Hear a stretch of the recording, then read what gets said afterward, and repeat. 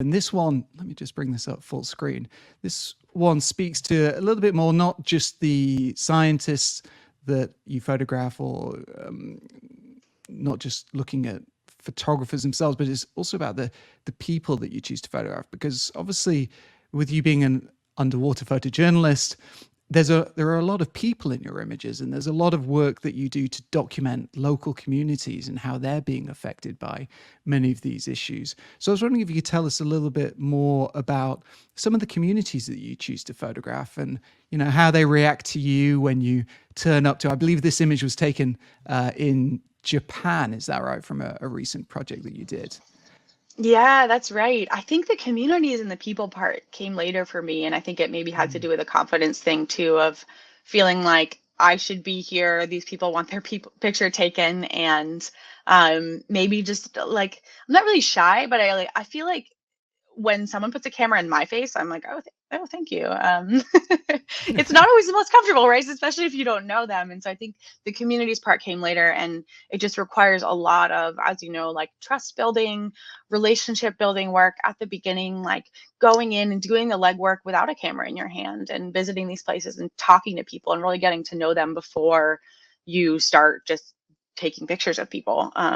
So this story actually came about because I was working on other kelp stories and wanted to sort of take a transoceanic approach to looking at kelp forests. But like you said, you can't just take a lot of pictures of kelp because it's pretty, but people don't connect with kelp, they connect with other people. And so who are the people that rely on these kelp forests? And Japan is this like hotspot for kelp diversity. There's 38 species of kelp that live in those waters. But Wow. just like in California, where we're losing our kelp forests due to urchin barrens and warming water temperatures, it's actually very similar issues affecting the kelp forests in Japan. And so I was like, what's the human connection to that? And that was these AMA freedivers who have been diving in the waters of Japan for about 2,000 years. And so there's been a Wow. lot of coverage of the AMA, but I felt like one of the missing angles was climate change and looking at how the warming waters around Japan causing what they called iseaki, or barren ground phenomenon, are impacting these AMA that rely on abalone, and abalone eat kelp. And so when the kelp disappears, the abalone disappear. They're gone. And so they're catches of abalone. You can see she has a sea urchin here, which is actually kind of, she looks happy, and she actually gets really seasick. And I loved her enthusiasm because she was literally like throwing up and then diving down. You see how calm it is. She is an ama Wow. that gets seasick, and I really just like loved her passion for the ocean to keep diving like that. But this area in Wagyu and Mie Prefecture has experienced really, really extreme Isiaki, and basically has no kelp left. And so this is Masumi-san, and she's 46, and she's the youngest ama in Wagyu in her village. And I think they're just, the overall story is that there's not a lot of, the ecosystem is not there to support this like 2,000-year-old tradition moving forward. And so in addition to being an ama, as you see her doing here, she also teaches calligraphy to kids. We went to one of her classes, and she told me that I did it worse than a kindergartner. And and then she also takes care of like elderly people in sort of like a nursing home, or visits their homes. And so this tradition is kind of becoming something um, that's starting to disappear. And yeah, that's all to say that I started out being interested in kelp forests. So I think you do go down these rabbit holes, but it's also the human element of the story that's very important. And do you find that human element part of the story is becoming more and more a part of your work? I mean, when you say, was this a National Geographic grant that you worked on this project for, did you say? Yeah, it was a National Geographic storytelling grant Okay. that I got in 2019. And then the pandemic happened, and I didn't make Mm. it there until 2023. So that was really stressful. Wow. And the project changed multiple times in that, time period. Because as you know, being in China, like Japan was also very strict with their restrictions of who could come in. And the last thing we wanted to do was come in and like endanger the people that we're photographing. So we waited a while to go back. And yeah, I had never been to Japan before. So there was also that like language barrier, but we had an amazing translator and someone to help us form those relationships. And I think that's something I've been a little bit more shy about in the past, is when I don't speak the language of people, I'm just not going to take their picture because I feel awkward. And I don't think that, Mm. I just feel like that's weird. And kind of uncomfortable, maybe just for me, like maybe for them, they don't care as much, but I really want to have that relationship first. And so it does require a lot of extra work, but I think it's always worth it in the end because it's not my story, it's their story. And I want to tell it in a way that like honors how they feel it should be told. And how much time do you work on a project like this? I mean, how much time goes into the grant application? I mean, without imagine take COVID out of it on a normal Yeah. time scale. How much time goes into the grant application? How much time you're kind of on the ground building those connections, doing the shooting? How much time would a typical project be? I feel like the application for this one was especially long because we kind of went in and read all the scientific literature on kelp forests in Japan and connected with Hmm. both scientists and some of the Ama freedivers. But with the language barrier, we were mostly going through this one researcher at first who was studying the impact of climate change on the Ama. Then she had some health concerns, and we ended up working with this Japanese freediver named Ai Futaki, who helped us connect with these women. And they're notoriously like pretty closed off societies too, and so you can't just go Okay. in for a day, and you have to show Yeah. that you're there, like to be there and to document them and to be invested in it, and not just everyone wants to come and like take a picture of an Alma and leave.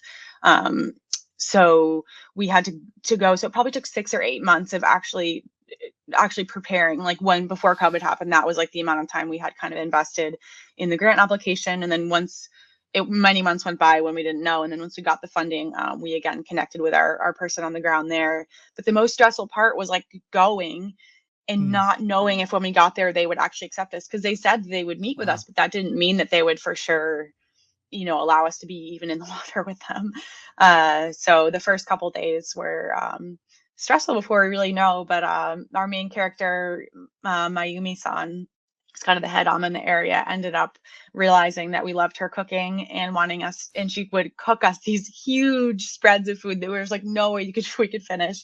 And she ended up kind of like taking us in and being our biggest supporter. And like I said, it's her story. And so it was really like heartwarming to see that. And I feel like I could go back to Japan tomorrow and, call her, and even with the language barrier, like be able to have just like a wonderful time and, kind of pick up right where we left off.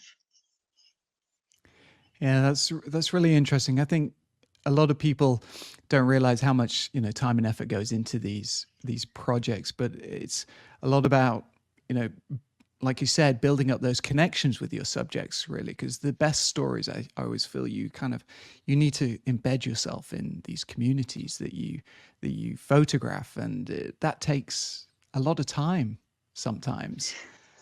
Yeah, And it does. You don't live underwater. Like I mean, you can be underwater sometimes, but you're right. It's completely 100% all the relationship building and everything that allows you to get into that position to take that picture.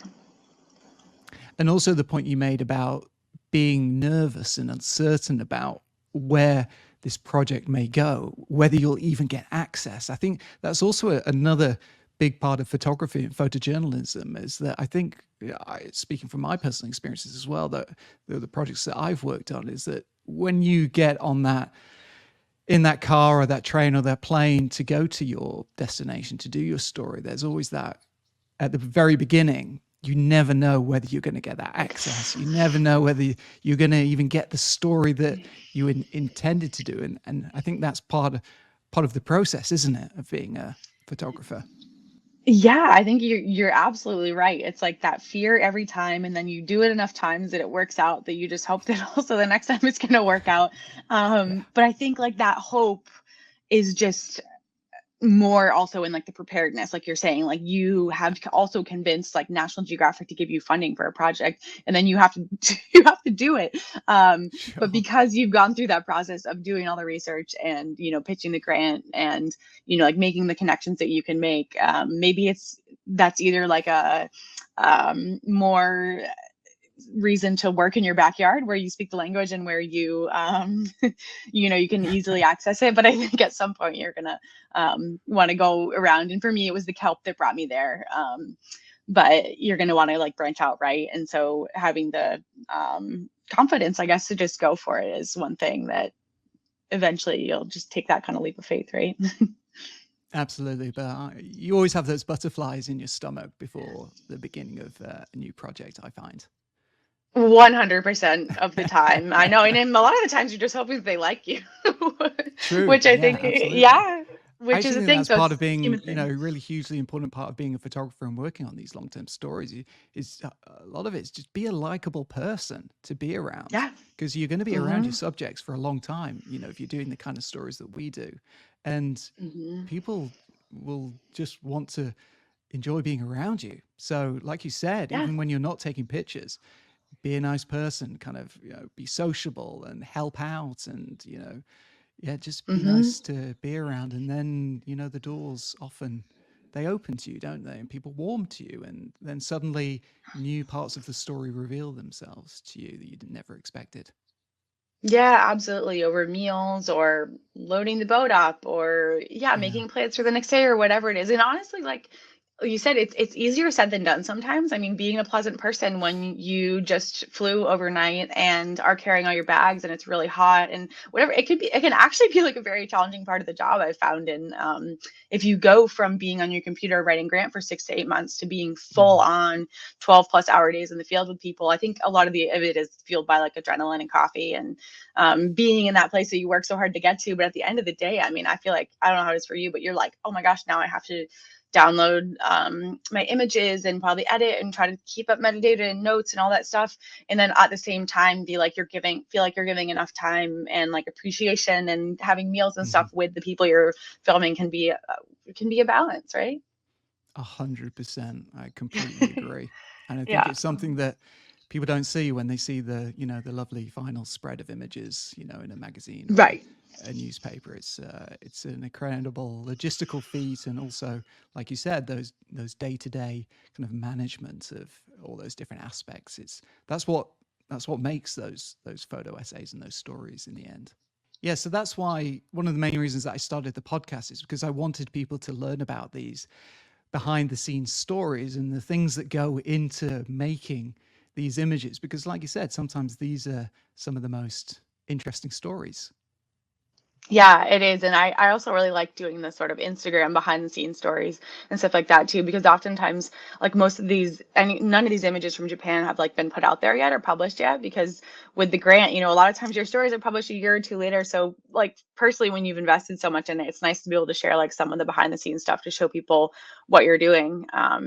Because otherwise it looks like you haven't done anything for a couple years when you're waiting for it to come out, which can as you know, it's like you can be kind of impatient if you're not working on news. You're like, It's I true. want the story to come on, I want the story to come out. So yeah, it's been fun to talk about some of these Japan pictures recently, because this was back in May of last year. And I don't want like the excitement about it to fade right as you move on to other projects and stuff.